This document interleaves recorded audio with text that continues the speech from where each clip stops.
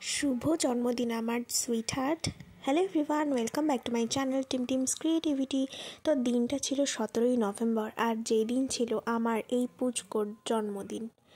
ও actually আমাদের বাড়িতে এই দিনে আজ থেকে 6 বছর আগে এসেছিল, আর সেই জন্য এই দিনটাকেই আমি ওর জন্মদিন হিসাবে পালন করি। তো আনফর্চুনেটলি এই বছর ও আর আমাদের মধ্যে নেই। মানে আগস্টের 8 তারিখে ও আমাকে ছেড়ে চলে গেছে। তো সেই জন্য একটু দুঃখ হচ্ছিল, কারণ ও আমার কাছে নেই। তবে ওর গত বছরের জন্মদিনে আমি ঠিক করেছিলাম যে ওর এই বছরের জন্মদিনে আমি কিছু স্পেশাল করব। আমি ভীষণই মিডল ক্লাস ফ্যামিলির মেয়ে, যার জন্য আমার সব সময় তো একটা কিছু করাটা পসিবল হয় না। তার জন্য একটু আগে থেকে প্ল্যানিং করতে হয়। তো এই জন্য এবছরে আমি ভেবেছিলাম যে ওর মতনই আরও বাচ্চাদেরকে আমি খাওয়াবো। তো সেই অনুযায়ী মোটামুটি আমাদের বাড়ির সামনে 5-6টা বাচ্চা আছে, আর আমাদের মানে পাড়ার মধ্যে বেশ কিছু বাড়িতে আরও 4-5টা বাচ্চা রয়েছে। তো সবার জন্যই আমি রান্না করেছিলাম। তো আমি করিনি, কারণ আমি ননভেজ খাই না। তো এর জন্য আমি এসব রান্না ঠান্নাও করতে পারি না, আর গন্ধতে আমার খুবই প্রবলেম হয়।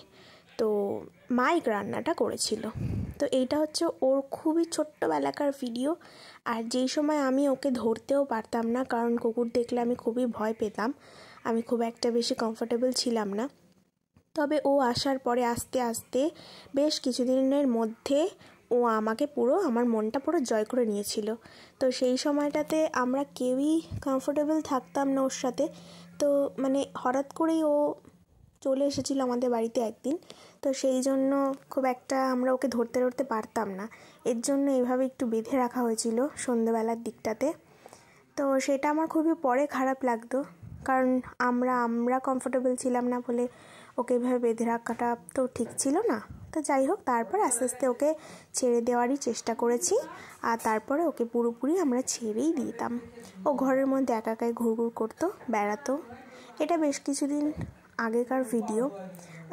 একটু স্মৃতি যাতে থেকে যায় সেই জন্য ফোন খারাপ হয়ে গেলেও যেহেতু আমি এটা আপলোড করব তোমাদেরকে দেখানোর জন্য, তো সেই অনুযায়ী এটা থেকে যাবে।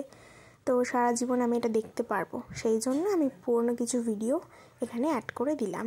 তো এখানে ওর সাথে আমি খুবই মজা করছিলাম। ও কোনো দিনও কাউকে কখনো কামড়ায়নি, কিন্তু এরকম করতো একটু বদমাইশিগিরি। তো আমরা ওকে নিয়ে খুব মজা করতাম, খুবই ভালোবাসতাম, আর ও খুবই ভালোবাসতো আমাদেরকে, সারাক্ষণ দুষ্টুমি করে মাতিয়ে রাখতো। তো দিনের বেলা কিছুই ভালো লাগছিল না, তাই একটু নিজে ভিডিও করছিলাম। তারপরে দেখো পিছনে ওর ছবিটা কত সুন্দর লাগছে। তো আমার মনটা একটু খারাপ ছিল, বাট আমি একটু খুশি ছিলাম, কারণ ওর মতো আরও যাদেরকে আমি ভেবেছি রান্না করে খাওয়াবো, তো তাদের খাওয়াতে পেরেছি। তো এই জন্য আমি ওদের জন্য ভাত, এই যে, আর এই দেখো মাংস, শুধুমাত্র হলুদ আর মানে একটুখানি জল দিয়ে সিদ্ধ করা। তো এরা এই যে খাচ্ছিল, তো ওরা সবাই আগে খেয়েছে আর এই সবার লাস্টে খাচ্ছিল। তো ওদের ভিডিওগুলো আর করা হয়নি, কারণ আমার কাছে তখন ফোনটা ছিল না। তো এরাই দুষ্টুমি করছিল, এদের সবাইকেই আমি খাইয়েছি। আর এরাও মানে দেখো কীরকম পাগলের মতন করছে।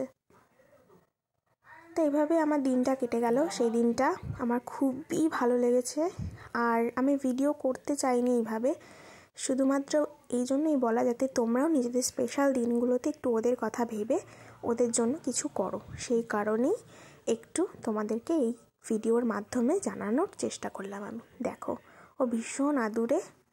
এ কিন্তু আমাদেরটা নয়, এই রাস্তারই কুকুর, কিন্তু ভীষণ গুলুগালু আর আদুরে। এই দেখো আমার পুচকো।